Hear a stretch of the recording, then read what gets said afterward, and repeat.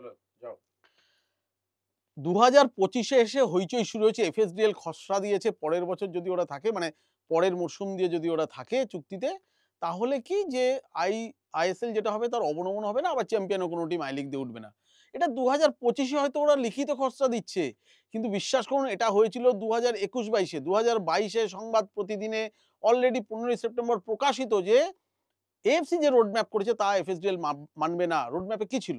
যে 2022-এ আই লিগের champion team 2022 থেকে তুলতে হবে এবং 2024 থেকে যেটা আইএসএল এর রেলিগেশন হবে সেই টিমটা নামবে।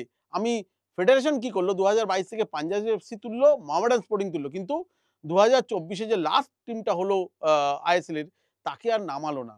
অর্থাৎ ফেডারেশন তো তখনই মেনে নিয়েছে যে আমি এএফসি রোডম্যাপ মানলাম না। এফএসডিএল বলে দিয়েছিল আমি রোডম্যাপ মানবো না। কারণ যদি একটা কয়েক কোটি টাকা ধরুন আজকে মোহনবাগান যদি ধরি, সঞ্জীব গোয়েঙ্কা প্রতি বছর 60, 70, 80 কোটি টাকা খরচ করছে 10 বছর ধরে কি 11 বছর ধরে।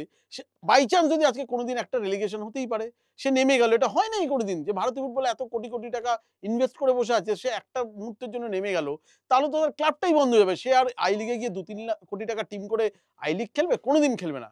যে কারণে এফএসডিএল কোনোদিন যাদেরকে ফ্র্যাঞ্চাইজি ফিস দিয়ে আইএসএল এ নিয়েছিল বলে দিয়েছিল তাদের কোনো রেলিগেশন নেই, এবং সেটা এএফসি রোড ম্যাপে যতই দেওয়া হোক ওরা মানেনি, এবং এটা